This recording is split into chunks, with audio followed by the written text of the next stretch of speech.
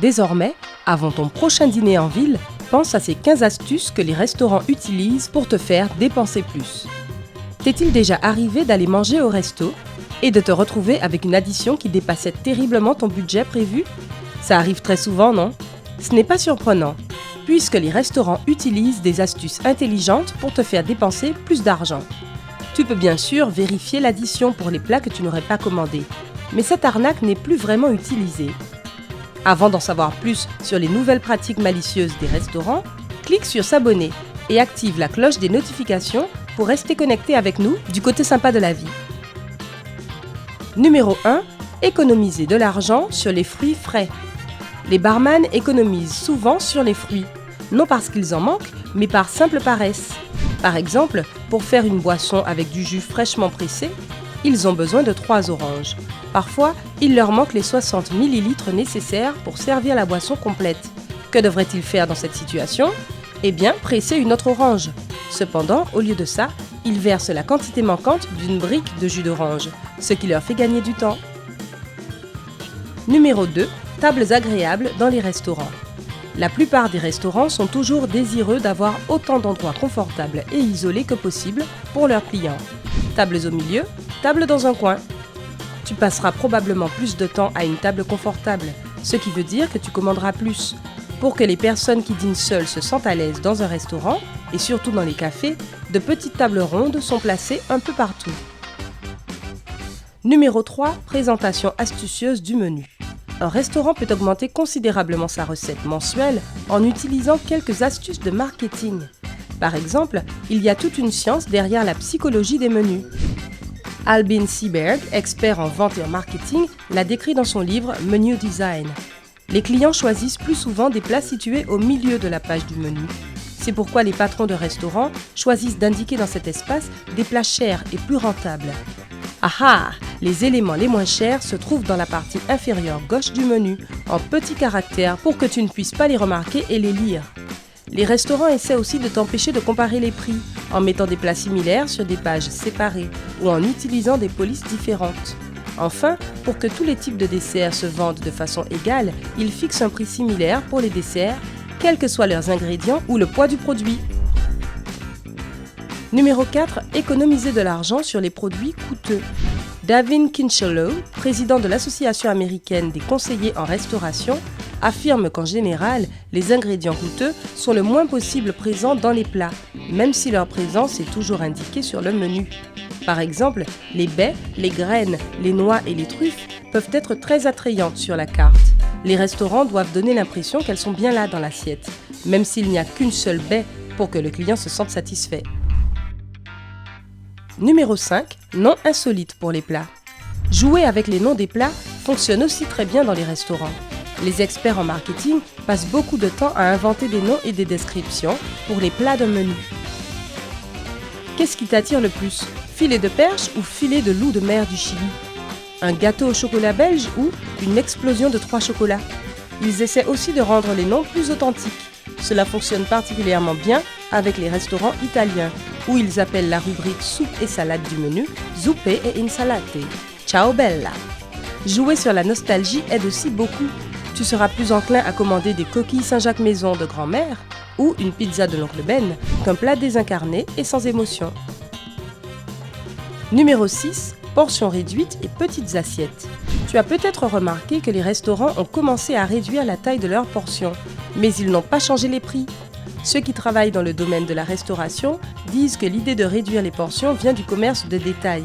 Par exemple, tu vois souvent des paquets de 800 grammes au lieu de 1 kg dans les supermarchés. De plus, certains restaurants diminuent la taille de leurs assiettes pour créer l'illusion de portions généreuses. Numéro 7. Disposition particulière pour les buffets. Tu aimes les buffets? Tu penses sans doute qu'ils ne peuvent pas tricher parce que c'est toi qui choisis tes propres aliments. Oups! Ils ont leurs propres astuces. Les aliments les moins chers, comme le pain et la salade, sont normalement au début du buffet, ce qui te permet de remplir ton assiette et de laisser moins de place pour les aliments les plus coûteux. Un conseil, sers-toi d'abord la viande. Numéro 8. Photos des plats et absence de leur prix. Selon Greg Rapp, spécialiste des menus de restaurants, l'utilisation de photos et d'illustrations de plats augmente les ventes de 3 fois lorsque c'est la seule image sur une page. Certains restaurateurs ne mentionnent que rarement les prix sur leur menu. Les recherches de l'Université Cornell ont montré que les visiteurs à qui l'on offrait un choix de plats sans prix dépensaient beaucoup plus que ceux qui avaient le même menu avec les prix indiqués. Numéro 9. Poisson du lundi. La plupart des restaurants commandent du poisson frais le mardi et le jeudi. C'est pourquoi le poisson est très souvent le plat du jour le lundi, parce qu'ils doivent le vendre avant sa date de péremption. La raison de la mise en place de différentes offres et promotions est la même. Ces plats ont souvent été cuisinés avant les autres produits, parce que leur date de péremption approche à grands pas. Numéro 10. Amuse-gueule gratuit. C'est tellement chouette quand un serveur t'apporte des amuse-bouches gratuits avant de prendre ta commande. Les olives, les gâteaux apéros et les chips ne sont pas un cadeau du propriétaire comme tu peux le croire. La vraie raison de ces petits grignotages gratuits est de te donner soif. Après avoir mangé plusieurs de ces encas salés, tu voudras commander plus de boissons, ce qui rapportera plus de bénéfices au patron. Numéro 11. L'effet diversion. Quand tu regardes la carte des vins, tu sauteras sans doute le vin le plus cher. Cependant, tu n'opteras pas non plus pour le moins cher, pour ne pas avoir l'air trop radin. Ton choix sera probablement le deuxième vin le plus cher. Flash info. Conscient de cette tendance, les restaurants ne surévaluent pas seulement le premier produit de la liste, mais aussi le deuxième. Ainsi, alors que tu crois économiser de l'argent, tu paies toujours plus que tu ne le devrais. Numéro 12. Musique spécialement sélectionnée. Charles Spence, psychologue expérimental à l'Université d'Oxford, est convaincu que la musique nous affecte physiquement et émotionnellement, surtout quand elle est accompagnée de nourriture. Les restaurants de luxe choisissent la musique classique, ce qui encourage les visiteurs à dépenser plus parce qu'ils se sentent plus riches.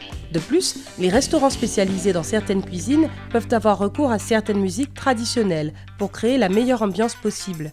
Qui n'apprécierait pas une bonne bouteille de vin français cher, accompagnée d'une musique classe à la française? Ah, je ne sais pas. Numéro 13. Deux tailles de plats. Parfois, tu peux voir le même plat sur le menu disponible en deux options, une grande portion et une petite portion.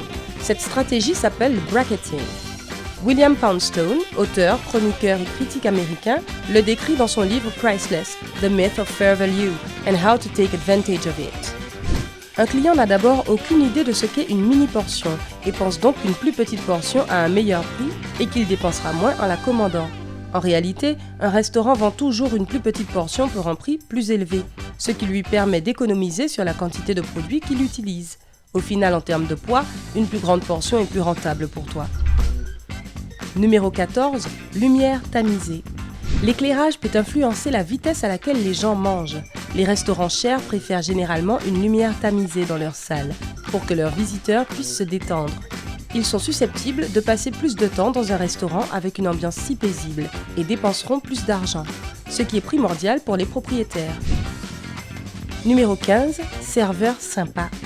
Très souvent, on peut trouver des serveurs très chaleureux et sympathiques dans les restaurants. Tout restaurateur pense qu'un bon serveur devrait aussi être un bon vendeur. Voilà pourquoi ils te feront rire, te complimenteront et te recommanderont les meilleurs plats du menu. Lorsque les clients commencent à leur faire confiance, ils acceptent des offres spéciales sans même demander le prix et ils optent même pour le dessert après un repas copieux. Grâce à ces employés sympathiques, les visiteurs passent plus de temps dans les restaurants et laissent de bons pourboires. Waouh! On dirait bien qu'on nous manipule à la perfection, non? As-tu déjà remarqué l'une de ces astuces ou toute autre stratégie dans les restaurants? Dis-nous tout dans les commentaires sous la vidéo. N'oublie pas de cliquer sur j'aime et de t'abonner à la chaîne pour suivre toute l'actu sympa.